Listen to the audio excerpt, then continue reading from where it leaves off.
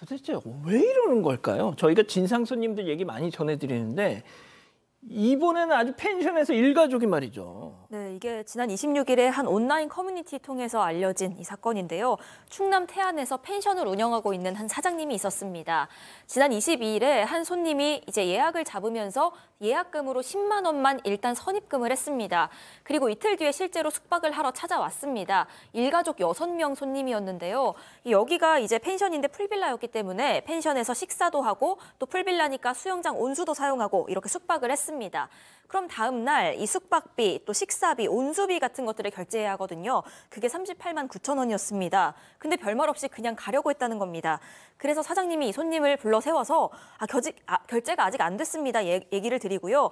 예약할 때 사용했던 그 손님 전화번호로 결제 금액을 문자로 보냈습니다. 그렇게 보내놓고 이제 다시 이체해 주시겠거니 하고 사무실에 잠깐 들어갔다고 합니다. 사장님은 당연히 38만 9천 원 주겠구나 싶으셨겠죠. 그렇죠. 그런데 사무실에 들어갔다가 나와봤더니 뾰로롱 없어졌어. 뾰로롱 사라졌습니다. 38만 9천 원이 당연히 지급이 돼야 되는 상황인데 사무실에 잠깐 갔다가 나온 사이에 그 손님 6명이 가버리고 없었던 거예요. 없어졌던 물론 거예요. 저렇게 사파에서처럼 쉿 하면서 저렇게 안 가요. 뭐 저렇게 쉿 갑니까? 떳떳하게 갔을 것 같아요. 그건 모르겠습니다. 상상도입니다. 네, 상상도입니다. 안 보입니다. 간 사람들은. 예. 자, 그래서 손님한테 전화를 겁니다. 전화를 걸어서 아니 결제가 안 됐는데 그냥 그렇게 가시면 어떻게 하느냐라고 얘기를 하니까 손님이 이제 이렇게 합니다.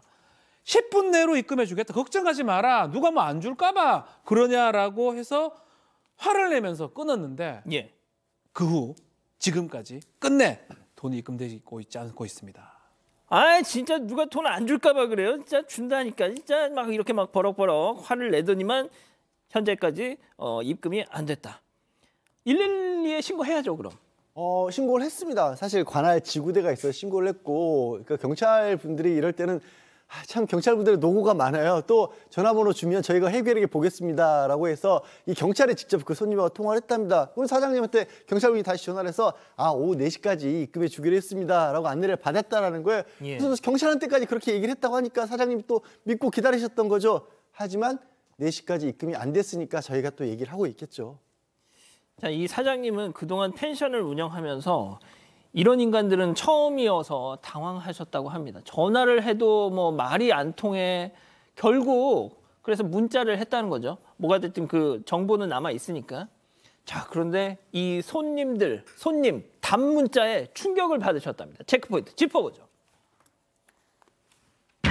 에이씨, 기분 상하게 할래? 라는 얘기를 했다는 건가요, 지금? 네, 일단 사장님이 보낸 문자는 이런 내용이었습니다. 6인 가족이 먹고 즐기셨으면 입금을 해주셔야죠. 고의가 아니라면 어서 입금 부탁드립니다. 라는 문자였습니다. 그런데 여기에 온 저 손님의 답장이요. 입금해 줄 테니까 감정 상하게 하지 마세요. 자꾸 이러시면 저 또한 후기에 좋은 이야기 올라가지 않습니다. 라는 내용이었습니다. 이게 이른바 기분 상해 죄인가요, 교수님? 네, 정말 이해가 안 되는 거. 적반하장도 진짜 유분수지. 본인이 돈을 안 보내놓고 게다가 경찰하고 통화까지 해놓고도 이렇게 도리어 협박을 한 거잖아요. 리뷰 협박. 이렇게 하면은 리뷰 잘 제대로 못 써주니까 이러지 마세요. 기분 상하게 하지 마세요라는 건데 이렇게 여유가 있는 걸 보면 이 사람들은 아주 그냥 마음을 먹고 돈을 안 보낸 사람들 혹은 이런 일을 여러 번 한 사람들이겠구나라는 생각이 들어요. 왜냐하면은 경찰하고까지 통화했으면 이 돈을 보내줘야 된다는 것에 아주 마음의 압박을 받아야 되는데 이렇게까지 도리어 이런다는 건 정말 여유가 넘치는 계획된 범죄다라는 생각이 듭니다. 도대체 어떤 삶을 살면 이런 사고가 가능한지.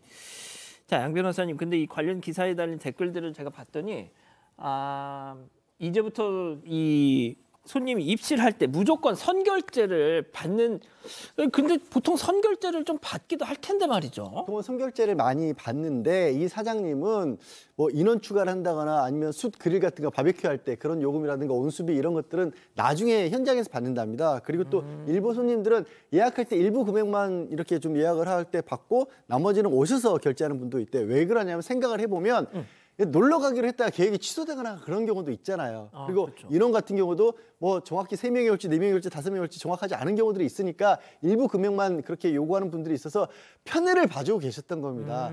그런 차원에서 이번에도 이렇게 편의를 봐준다라는 게 이런 일을 겪으신 거예요. 그러면 결국에는 그런 편의 보는 일을 못 해주면 다른 소비자들 입장에서 불편을 겪는 거죠.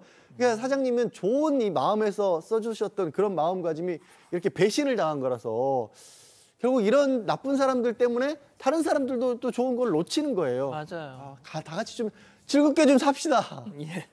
박 변호사님, 예. 그 38만 9천 원, 이 받아야죠 무조건. 받아야죠. 받아야 되고 이게 뭐 민형사상 얘기할 필요도 없어요. 형사상 보면 사기죄가 되는 거죠. 그렇게 주기로 하고 갔는데 돈을 준다는 상황에서 도망갔습니다. 편취, 먹튀, 사기가 될 수 있고요. 불법행위에 의한 손해배상으로 38만 9천 원 받을 수가 있는데 이거를 뭐 재판하거나 소송한다면 또 그런 어떤 비용이나 시간이 들기 때문에 문제고 사실은 저희 사건 반장에서 자주 하는 얘기긴 합니다. 사기 범죄고 얼굴이 만약 공개된다고 예를 들어서 하면 하겠습니까? 떳떳할 수가 없는 거거든요. 그러니까. 누가 말을 해도 떳떳한 상황이 아니잖아요, 이거는. 그럼 그럼에도 불구하고 그걸 할 수 없기 때문에 아마 사장님 입장에서는 좀 답답한 상황이고 실제로는 법적 책임을 묻기에는 뭐 비용이 많이 들기 때문에 못하지 않을까. 그냥 경찰에 이제 맡기는 상황이 아닐까 생각이 듭니다. 사건의 진실을 추적하고 싶다는 사반 가족분의 사연인데요. 궁금하시다면 사건반장 유튜브 채널을 구독해주세요.